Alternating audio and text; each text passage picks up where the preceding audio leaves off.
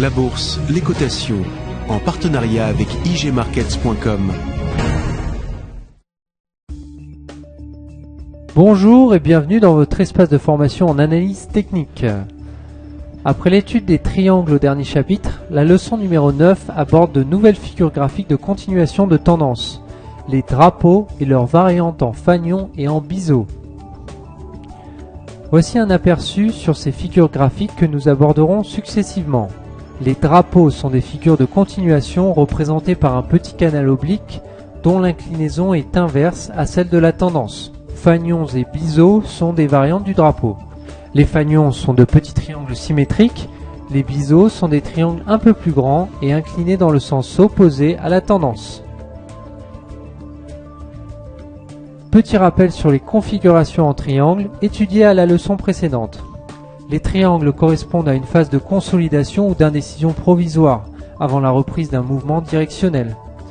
La variation des cours se réduit graduellement et semble converger alors que l'on observe une réduction des volumes de transactions. Il existe des triangles symétriques, ascendants et descendants. Quelles sont leurs caractéristiques graphiques permettant de les reconnaître? Tout d'abord, les deux droites de tendance tracées à partir des creux et sommets convergent l'une vers l'autre, et chacune doit être touchée au moins 2 fois pour valider la figure. Enfin, les prix doivent casser ces droites et sortir du triangle aux 2/3 ou aux 3/4 de la figure pour la déclencher. Le drapeau ici haussier est caractérisé par des facteurs clés similaires qui permettent de le reconnaître. Les drapeaux marquent aussi des phases de consolidation ou d'indécision provisoire avant la reprise d'un mouvement directionnel. Mais la variation des cours ne se réduit pas car elle s'effectue dans un petit canal borné par 2 droites parallèles inclinées dans le sens opposé à la tendance. La sortie du drapeau se produit toujours dans le sens de la tendance précédente.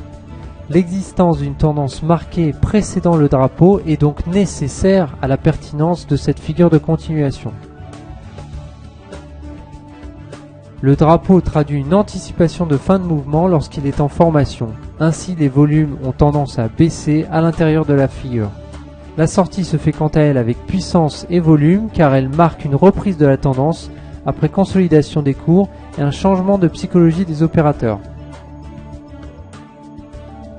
L'objectif se calcule en reportant à la sortie de la figure la longueur du mât du mouvement précédant le drapeau.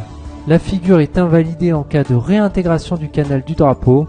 Toutefois, les pullbacks sur la borne de sortie du drapeau sont fréquents. Il faut donc attendre la réintégration de ce niveau pour invalider la figure. Le fanion est une variante du drapeau.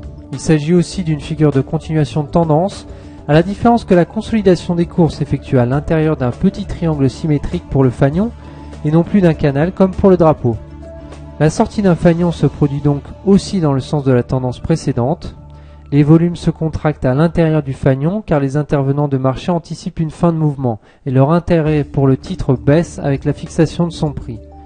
La sortie se fait par contre avec puissance, traduite souvent par un pic de volume, marquant aussi le retour du courant acheteur ou vendeur. L'objectif se calcule en reportant à la sortie de la figure la longueur du mât du mouvement précédent, le fanion. Le biseau incliné dans le sens opposé à la tendance est une autre variante de figure de continuation de tendance. Il s'agit d'un drapeau dont les 2 bornes du canal ne sont plus parallèles mais convergent. La sortie de ce type de biseau se produit donc dans le sens de la tendance précédente. Les volumes se contractent aussi à l'intérieur du biseau, marquant une anticipation de fin de mouvement. La sortie se fait de même avec puissance et volume, marquant le retour de l'intérêt des intervenants de marché. L'objectif se calcule de la même manière en reportant à la sortie de la figure la longueur du mât du mouvement précédent, le biseau. Attention piège, les biseaux de tendance ou orientés dans le sens de la tendance sont des signaux de retournement de tendance, au contraire des figures précédentes. Les biseaux de tendance présentent ainsi les mêmes caractéristiques graphiques que les biseaux inclinés à l'opposé de la tendance.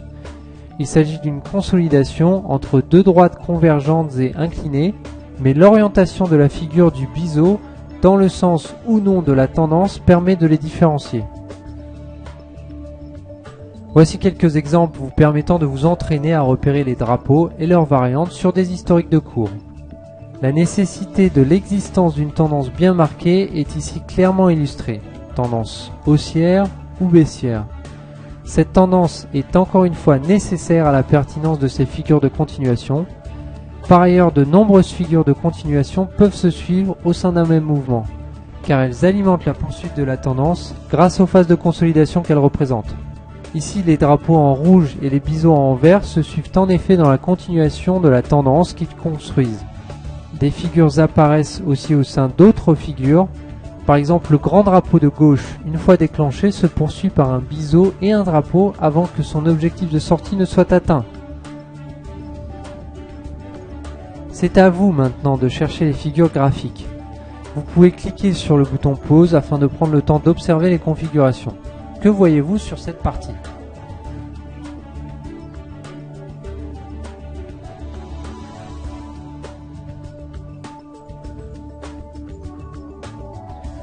Des drapeaux, des fanions, des biseaux, ou bien les trois?